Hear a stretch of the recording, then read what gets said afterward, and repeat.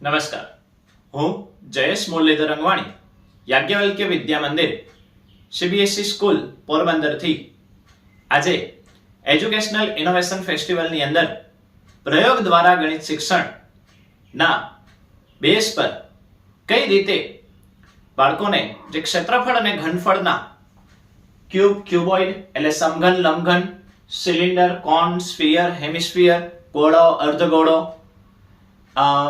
કોન, એ બધાના જે સૂત્રો છે એ તો કે યાદ રાખવામાં તો કે બાળકોને કઠિનાઈ આવતી હતી. એવા સમયે બાળકોને એ સૂત્રો સરળતાથી સમજાઈ જાય અને એકદમ સરળતાથી બાળકો તો કે એ સૂત્રોની મદદથી દાખલો ગણી અને પરીક્ષામાં માર્ક મેળવી શકે અને પોતાનો જે આ ક્ષેત્રફળ ઘનફળનો કન્સેપ્ટ છે એ ક્લિયર કરી શકે, તેના માટેનો આ આખો પ્રોજેક્ટ તૈયાર કરવામાં આવ્યો છે. આની અંદર આપણી પાસે આપણને ખબર છે કે બાળકને ચોરસ અને લંબચોરસની પરિમિતિ શું છે ખબર છે. જેમ કે ચોરસની પરિમિતિ તો કે આપણને આપેલી છે 4 ગુણ્યા લંબાઈ, લંબચોરસની પરિમિતિ તો કે 2 ગુણ્યા લંબાઈ વત્તા પહોળાઈ. આ વસ્તુ બાળકને ખબર છે, પણ આ જ વસ્તુમાં જો એને આપણે એક ઊંચાઈ આપી દઈએ,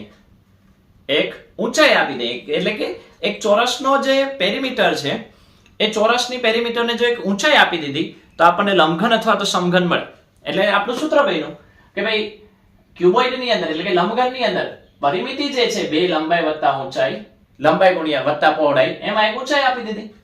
એ જ રીતના સમઘનની અંદર 4 ગુણ્યા લંબાઈ તો બાળકને ખબર જ છે, પણ એને એક ઊંચાઈ આપી દઈએ એટલે 4 ગુણ્યા લંબાઈનો વર્ગ. આ સૂત્ર બન્યું. તો ઇનડાયરેક્ટલી બાળકની પાસે જો નોલેજ છે એ જ નોલેજનો ઉપયોગ કરીને સમઘન અને લંબઘન જે છે તે આપણે કરાવી શકીએ. તે જ રીતના બાળકને ખબર છે કે કોઈ પણ વર્તુળ જે છે એનો પરિઘ તો કે એટલે કે બાળકને એટલી ખબર છે કે આ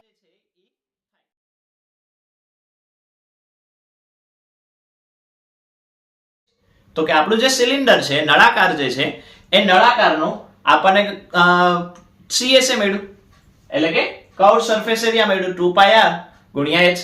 અને આ જ 2πr ગુણ્યા h જે છે એને આપણે અહીંથી આ ઓપન છે, અહીંથી બે ઓપન છે, એને જો આપણે અહીંથી બંધ કરી દઈએ તો એક બાજુથી બંધ કરીએ તો πr વર્ગ, બીજી બાજુથી બંધ કરીએ તો πr વર્ગ પાછું ઉમેરવાનું. એટલે બાળકને ખબર છે 2πrs થાય, પણ એમાં જો 2πr વર્ગ ઉમેરવામાં આવે તો કે 2πr કોમન નીકળે ને h વત્તા r. એનો મતલબ શું થયો તો કે બાળકને પરિઘ શું છે એ ખબર છે 2πr, એને ઊંચાઈ આપી 2πrh, એને બંધ કર્યું πr વર્ગ, પાછું બંધ કર્યું πr વર્ગ, એટલે 2 વખત πr વર્ગ. એટલે નળાકારનું પૂર્ણ પૃષ્ઠફળ જે છે, બંધ નળાકારનું જે ક્ષેત્રફળ છે એનું સૂત્ર તો કે બાળક અહીંથી સરળતાથી મેળવી શકે. એ જ રીતના આપણને ખબર છે કે કોઈ પણ ગોળો જે છે એ કોઈ પણ ગોળો તો કે 4 અલગ અલગ વર્તુળ ભેગા કરી અને ગોળો બને. હવે એક વર્તુળનું πr વર્ગ તો 4 વર્તુળનું કેટલું થાય તો કે 4πr વર્ગ. અને એ જ ગોળાને, એ જે ગોળો છે એ આપણી પાસે આ જે ગોળો છે એને જો હું અડધું કરું તો અડધો ગોળો મળે, તો અડધા ગોળાનું 2πr વર્ગ. અને હું જો આને આ રીતના પેક કરી દઉં, બંધ કરી દઉં, તો એમાં πr વર્ગ ઉમેરાય અને સૂત્ર બન્યું 3πr વર્ગ. એટલે ઇનડાયરેક્ટલી બાળકોને રમકડાના માધ્યમથી પ્રયોગ કરીને અલગ અલગ સૂત્રો જે છે એ આપણે શીખવાડી શકીએ.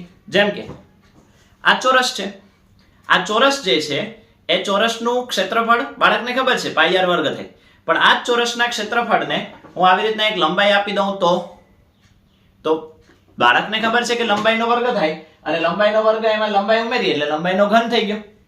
એ જ રીતના બાળકને ખબર છે કે કોઈ પણ ચોરસ જે છે લંબચોરસ, એ લંબચોરસ એટલે લંબાઈ ગુણ્યા ઊંચાઈ, પણ આ લંબાઈ ગુણ્યા ઊંચાઈને આ લંબાઈ ગુણ્યા પહોળાઈ, આ લંબાઈ ગુણ્યા ઊંચાઈને પહોળાઈને મેં એક ઊંચાઈ આપી દઉં તો કે લંબાઈ અને પહોળાઈ તો હતી જ, એને એક ઊંચાઈ મળી એટલે લંબાઈ ગુણ્યા પહોળાઈ ગુણ્યા ઊંચાઈ, તો કે લંબઘનનું જે ઘનફળ છે એનું સૂત્ર મળ્યું. એ જ રીતના તો કે વર્તુળ જે છે એ વર્તુળનું જે ક્ષેત્રફળ છે એ આપણને ખબર છે કે આ વર્તુળનું જે ક્ષેત્રફળ છે એટલે કે વર્તુળે અહીંયા કેટલી જગ્યા રોકી ગઈ તો કે πr વર્ગ.